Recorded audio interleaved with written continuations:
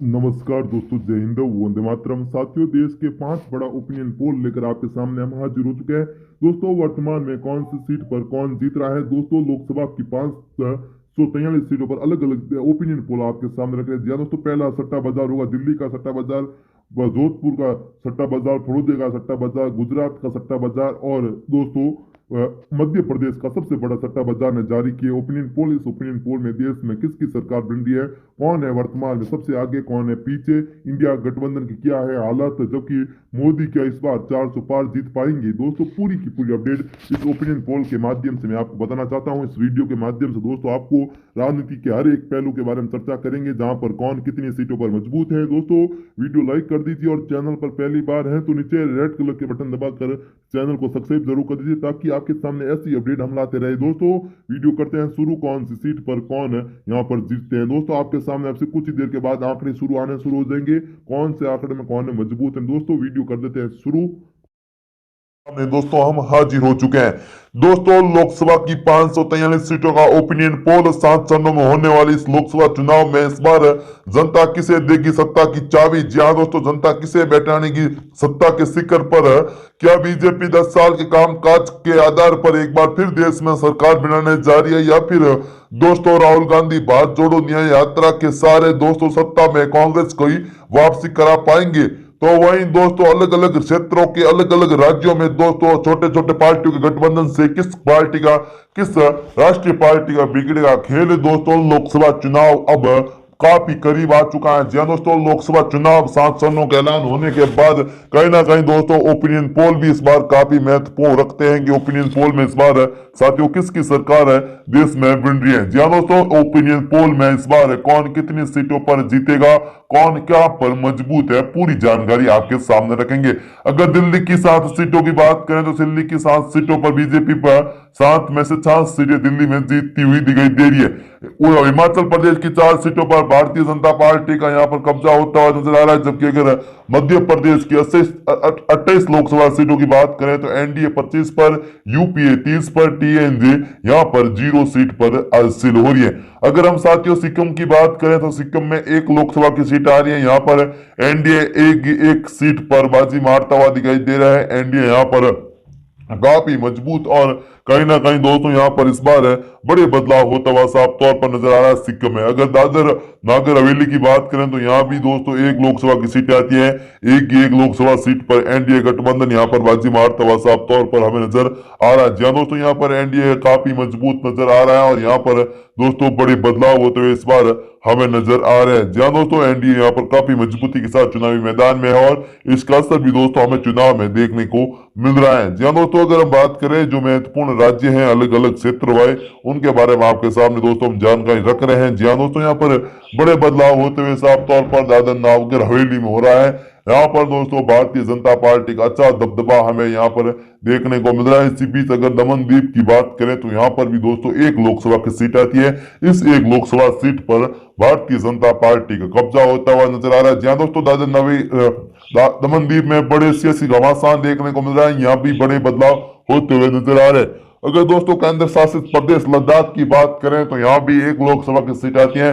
केंद्र शासित प्रदेश में हाल ही दिनों में जबरदस्त आंदोलन देखने को मिल रहा है, लेकिन दोस्तों कहीं ना कहीं अमित शाह की रणनीति यहाँ पर काम आ रही है और यहाँ की एक लोकसभा सीट पर बीजेपी का कब्जा होता हुआ साफ तौर पर हमें नजर आ रहा है। जहाँ दोस्तों यहाँ पर भारतीय जनता पार्टी का अच्छा दबदबा देखने को मिल रहा है। लद्दाख की एक लोकसभा सीट पर बीजेपी का कब्जा होता हुआ नजर आ रहा है और वर्तमान की परिस्थिति यह कहती है कि यहाँ पर इस बार बीजेपी के लिए राह आसान होती हुई नजर हमें आ रही है।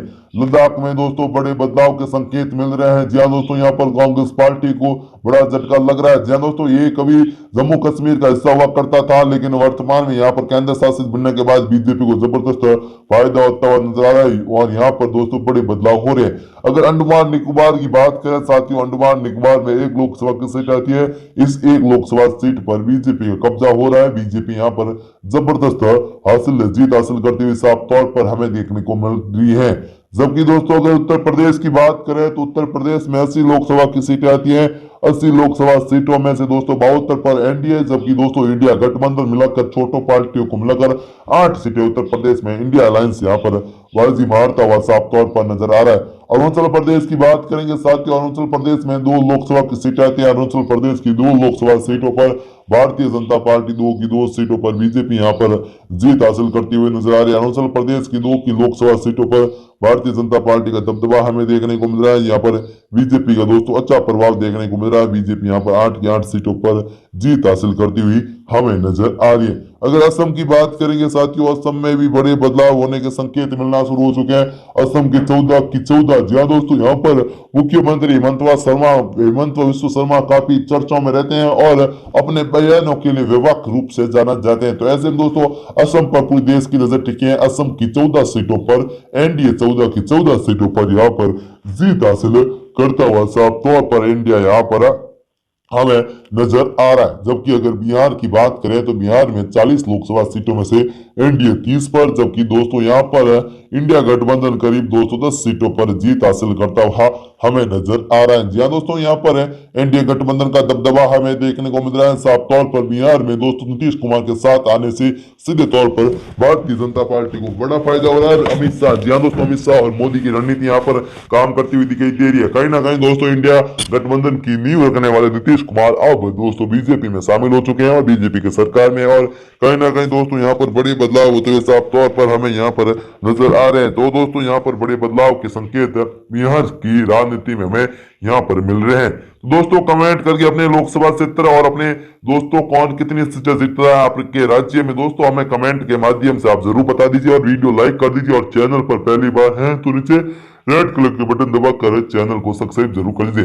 अगर उड़ीसा की साथियों बात करें, उड़ीसा में 21 लोकसभा की सीटें आती है, 20 पर बीजेपी तो 2 पर यूपीए यहाँ पर बाजी मारता हुआ साफ तौर पर नजर आ रहा है। तेलंगाना की बात करें तो 17 सीटें आती है लोकसभा की, 5 पर एनडीए जबकि 7 पर यूपीए बाजी मार रहा है। जी हाँ दोस्तों, साफ तौर पर कह रहे हैं कि तेलंगाना में वर्तमान में कांग्रेस की सरकार है और यहाँ पर कांग्रेस का अच्छा प्रभाव हमें देखने को साफ तौर पर मिलता हुआ नजर आ रहा है। तेलंगाना की 17 सीटों में से दोस्तों एनडीए सिर्फ 5 सीटों पर, जबकि दोस्तों यूपीए 5 सीटों पर। तो अन्य खाते में यहाँ पर भी जहाँ दोस्तों ओबीसी की पार्टी उत्तर प्रदेश में और निर्दलीय मिलकर यहाँ पर जबरदस्त फायदा हो रहा है। और यहाँ पर दोस्तों बात करेंगे तो यहाँ पर उनको अच्छा फायदा होता हुआ साफ तौर पर हमें नजर आ रहा है। और ओबीसी और अन्य निर्दलीय यहाँ पर तेलंगाना में 7 की 7 सीटों पर जीत हासिल करते हुए दिखाई दे रहे हैं। जी हाँ दोस्तों, यहाँ पर साथ आप कह सकते हैं कि बड़े बदलाव के संकेत मिलना शुरू हो चुके हैं लोकसभा चुनाव में। दोस्तों लोकसभा चुनाव में इस बार बड़े बदलाव के संकेत लगातार हमें मिलते हुए साफ तौर पर नजर आ रहे थे। ऐसे में दोस्तों चुनावी घमासान में दोस्तों आपके सामने ओपिनियन पोल रख रहे हैं। अगर हम पंजाब की साथियों बात करें तो पंजाब में 13 लोकसभा की सीटें आती हैं, 13 में से दोस्तों एनडीए 5 पर, यूपीए 5 पर, जबकि दोस्तों यहाँ पर निर्दलीय 3 सीटों पर जीत हासिल करते हुए नजर आ रहे हैं। दोस्तों अकाली दल यहाँ पर अच्छा प्रभाव जमा रही है, तो कांग्रेस और आम आदमी पार्टी आने से यहाँ पर दोनों ही पार्टी को बड़ा नुकसान होता हुआ नजर आ रहा है। तो दोस्तों ये वीडियो कैसा लगा, इस ओपिनियन पोल के माध्यम से एक बार फिर देश में प्रधानमंत्री मोदी का जादू चल रहा है और बीजेपी यहाँ पर सरकार बनाने में कामयाब होती हुई दिखाई दे रही है। तो दोस्तों ये वीडियो कैसा लगा कमेंट करके जरूर बताएं। फिर मिलेंगे एक नए और फ्रेश वीडियो के साथ, तब तक के लिए जय हिंद, वंदे मातरम। लोकसभा चुनाव 2024 में दोस्तों कौन मारेगा बाजी। जहां दोस्तों लोकसभा चुनाव में तारीखों का ऐलान हो चुका है, अब बस नतीजों का इंतजार किया जा रहा है। जी दोस्तों, कहीं ना कहीं इस बार लोकसभा चुनाव में जातीय समीकरण और एक एक लोकसभा क्षेत्र के बारे में कौन किस सीट पर मजबूत है दोस्तों हम आपके सामने संपूर्ण जानकारी रख रहे हैं। आज हम दोस्तों बात करेंगे राजस्थान के बीकानेर लोकसभा सीट की। जी दोस्तों, राजस्थान की बीकानेर लोकसभा सीट काफी महत्वपूर्ण हो चली है। राजस्थान में बीकानेर इस बार बीकानेर के जातीय समीकरण और वर्तमान के समीकरण और किस पार्टी ने किसको टिकट दिया उसके बारे में आपके सामने संपूर्ण जानकारी रख रहे हैं। वीडियो लाइक जरूर कर दीजिए। जहां दोस्तों बता दें कि सीधे मुकाबले की बात करें तो बीकानेर में दोस्तों भारतीय जनता पार्टी की ओर से केंद्रीय मंत्री अर्जुन राम मेघवाल और कांग्रेस की ओर से गोविंद राम मेघवाल हैं। जी दोस्तों, बीकानेर सीट पर कैसा होगा मुकाबला एक एक लोकसभा क्षेत्र के साथ आपके सामने दोस्तों हम रख रहे हैं। आज बीकानेर की बात करेंगे। सबसे पहले भारतीय जनता पार्टी के प्रत्याशी अर्जुन राम मेघवाल के बारे में आपको दोस्तों थोड़ी हम जानकारी दे दें। धोती और कुर्ते और सिर पर एक पगड़ी पहने एक सांसद को आप अक्सर देखते हैं। अर्जुन राम मेघवाल उनका नाम है, उनका सांसद है। वे अक्सर अपनी परंपरागत वेशभूषा में दिखाई देते हैं। उनकी वेशभूषा उनकी पहचान। अर्जुन राम मेघवाल वर्तमान में बीकानेर के लोकसभा सीट से भारतीय जनता पार्टी के सांसद है और केंद्र में कानूनी मंत्री भी है। जी दोस्तों, वे पूर्व में केंद्रीय वित्त राज्य मंत्री, केंद्रीय जल शक्ति मंत्री, गंगा विकास समेत कई अन्य पदों पर रह चुके हैं और अमित शाह और नरेंद्र मोदी के काफी करीबी बताए जाते हैं। वे इस साल 2019 में अर्जुन राम मेघवाल ने 2009 में उन्होंने लोकसभा चुनाव में, जहां दोस्तों बीकानेर सीट जीत कर आए थे, उन्होंने बेस्ट पॉलिटिकल अवार्ड भी उनके साथ है। जी हाँ दोस्तों, ये थे अर्जुन राम मेघवाल। कांग्रेस पार्टी की अगर बात करें, उन्होंने दोस्तों अर्जुन राम मेघवाल के सामने गोविंद राम मेघवाल को चुनावी मैदान में उतारा है। कांग्रेस पार्टी के नेता गोविंद राम मेघवाल कांग्रेस ने बीकानेर लोकसभा सीट से उम्मीदवार बनाए हैं।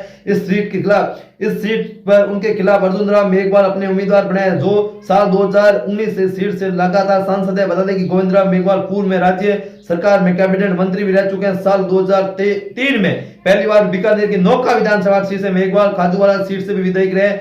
दोस्तों 2003 में वे कॉलेज नौका से वे विधायक थे और 2018 के विधानसभा चुनाव में खाजूवाड़ा लोकसभा सीट से भी विधायक रह चुके हैं कि बतौर सांसद सचिव के रूप में वे काम कर चुके हैं। साल 2003 और 2008 के दौरान वे राज्य सरकार में मंत्री भी रह चुके हैं। जी हां दोस्तों, बीकानेर की लोकसभा क्षेत्र के गणित की बात करें तो राजस्थान की बीकानेर लोकसभा सीट पर फिलहाल भारतीय जनता पार्टी का कब्जा है। अर्जुन राम मेघवाल वर्तमान सीट से सांसद हैं, जो कि केंद्र में कानून मंत्री भी। बता दें कि बीकानेर लोकसभा सीट के तहत 8 विधानसभा की सीट आती है। साल 2009 में लगातार अर्जुन राम मेघवाल सीट से जीत कर आ रहे हैं। अगर 2019 लोकसभा चुनाव की अगर बात करेंगे साथियों, तो यहाँ भी बड़े बदलाव हुए थे। यहाँ की बात करें, साल 2019 के लोकसभा चुनाव में भाजपा की तरफ से अर्जुन राम मेघवाल चुनावी मैदान में थे और वे कांग्रेस की तरफ से गोपाल राम मेघवाल आमने सामने थे। वहीं 2014 में अर्जुन राम मेघवाल के खिलाफ कांग्रेस के शंकर पन्नू का टिकट दिया गया था। बता दें कि कांग्रेस की सीट पर लगातार हार का सामना करना पड़ रहा है। दोस्तों कहीं ना कहीं लोकसभा चुनाव के लिए काफी महत्वपूर्ण है दोस्तों बीकानेर की लोकसभा सीट। जी हाँ दोस्तों, वर्तमान के बीकानेर के जो समीकरण है वो कहीं ना कहीं जातीय समीकरण के आधार पर है और दोस्तों यहाँ पर अर्जुन राम मेघवाल की स्थिति काफी मजबूत बताई जाती है। वैसे भी दोस्तों 2023 के विधानसभा चुनाव में बीकानेर में कांग्रेस पार्टी को उतनी ज्यादा सफलता हाथ नहीं लगी, लेकिन दोस्तों कहीं ना कहीं मुकाबला काफी रोचक था और कड़ा हमें देखने को मिल रहा है। दोस्तों यह वीडियो आपको कैसा लगा कमेंट करके जरूर बताएं। फिर मिलेंगे एक नए और फ्रेश वीडियो के साथ, तब तक के लिए जय हिंद। तो पर इस बार कौन मारेगा बाजी? जी हाँ दोस्तों, उत्तर प्रदेश में कौन मारेगा बाजी? दोस्तों उत्तर प्रदेश की 80 लोकसभा सीटों पर इस बार किस पार्टी का रहेगा दबदबा? कौन कितनी सीटें उत्तर प्रदेश में जीत रहा है? जानो तो ये तो जनता ही तय करेगी, लेकिन ओपिनियन पोल के माध्यम से हम जानना चाहते हैं कि आज ओपिनियन पोल में किसकी सरकार उत्तर प्रदेश में सबसे मजबूत है। जी हाँ दोस्तों, लोकसभा चुनाव का बिगुल बज चुका है। भारत के चुनाव आयोग द्वारा जी हाँ दोस्तों चुनावी तारीखों का ऐलान कर चुके हैं। उसी के बाद उत्तर प्रदेश में 7 चरणों में चुनाव होने जा रहे हैं। जी हाँ दोस्तों, ऐसे में उत्तर प्रदेश ऐसा अब तक का जी हाँ दोस्तों ऐसे में अब देश के प्रधानमंत्री तय करने में अहम भूमिका माने जाने वाली उत्तर प्रदेश की 80 सीटों पर किसका जलवा कायम रहेगा। जी हाँ दोस्तों, 4 जून को रिजल्ट के पहले एक बड़ा ओपिनियन पोल हमारे सामने आ चुका है। इस ओपिनियन पोल में कई बड़े दावे किए जा रहे हैं। ओपिनियन पोल में सर्वे के मुताबिक देश के सबसे बड़े राज्य उत्तर प्रदेश की 80 लोकसभा सीटों में से एनडीए गठबंधन यहाँ पर 75 सीटें मिलने का अनुमान जताया गया है। इस ओपिनियन पोल में सर्वे में प्रधानमंत्री मोदी, यूपी में सीएम योगी का जादू जलवा पूरी तरह से कायम होता हुआ नजर आ रहा है। वहीं बसपा को एक भी सीट नहीं मिलने का अनुमान। वहीं कांग्रेस के राहुल गांधी और सपा सुप्रीमो अखिलेश यादव की इंडिया गठबंधन को मात्र 6 सीटें मिलने का सर्वे 5 सीटें मिलने का सर्वे में उम्मीद जताई जा रही है। 4 जून को आने वाले चुनावी परिणाम से पहले इस ओपिनियन पोल के रिजल्ट पर नजर डालें तो इसमें सूबे की पूर्व मुख्यमंत्री जी हाँ दोस्तों मायावती की बसपा को एक भी सीट नहीं मिलने का अनुमान है।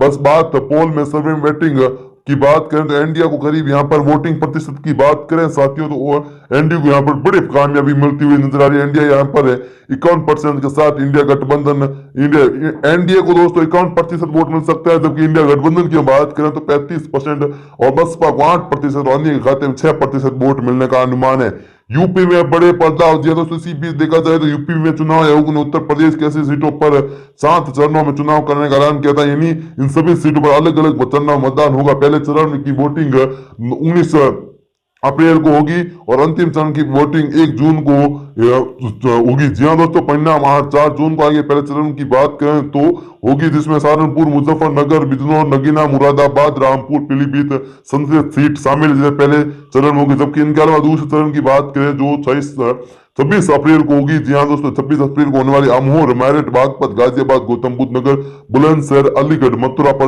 होंगी। वहीं थर्ड पेज की बात करें जो 7 मई को वोटिंग होगी, जिसमें शामिल हाथरस, आगरा, फतेहपुर सीकरी और फिरोजाबाद, मैनपुर, एटा, भाईतूत, आंवला जैसी महत्वपूर्ण लोकसभा सीटें जिन्हें दूसरे चरणों में यहाँ पर चुनाव होंगे। जी हाँ दोस्तों, इन 17 सीटों पर चौथे और पांचवें चरण में, इनके अलावा चौथे चरण की बात करें तो मतदान 13 मई को होगी, जिसमें 13 सीटें शामिल है। शाहजहांपुर, लखीमपुर खीरी, धरोहर, सीतापुर, हरदोई, मिक्री, उन्नाव, फरुखाबाद, इटावा, कन्नौज, कानपुर, अकबरपुर 22 सीट पर नजर होगी। वहीं पांचवें चरण में 20 मई को होंगे, जिसमें दोस्तों मोहनलालगंज, लखनऊ, रायबरेली, अमेठी, जौनपुर, झांसी, हमीरपुर, बांदा, फतेहपुर, कौशाम्बी, बाराबंकी, फैजाबाद, केसरा, गंज, गोडा प्रमुख रूप से शामिल है। छठे सातवें चरण में भी होंगे बड़े बदलाव। तो दोस्तों ये वीडियो कैसा लगा आपको कमेंट करके जरूर बताएं। जय हिंद, वंदे मातरम। फिर मिलेंगे आपके सामने एक फ्रेश वीडियो के लिए, तब तक के लिए भगवान। दोस्तों ये वीडियो आपको कैसा लगा कमेंट करें। जी हाँ दोस्तों, इन 5 बड़े ओपिनियन पोल में स्पष्ट रूप से दिखाई जा रहा है कि भारतीय जनता पार्टी एक बार फिर देश में सरकार बनती हुई दिखाई दे रही है। जी हाँ दोस्तों, बीजेपी के यहाँ पर हमें दबदबा देखने को मिल रहा है। बीजेपी यहाँ पर बड़ी जीत हासिल करती हुई साफ तौर पर नजर आ रही है। तो कहीं ना कहीं दोस्तों बदलते सियासी घमासानों के बीच इस बार का मुकाबला काफी रोचक और कड़ा देखने को मिल रहा है, जिसमें बीजेपी यहाँ पर बड़ी जीत हासिल करती हुई साफ तौर पर हमें नजर आ रही है। तो दोस्तों ये वीडियो आपको कैसा लगा कमेंट करके जरूर बताएं। फिर मिलेंगे एक नए और फ्रेश वीडियो के साथ, तब तक के लिए जय हिंद, वंदे मातरम। भगवान करे आप सभी का दिन शुभ हो। शुभ रात्रि।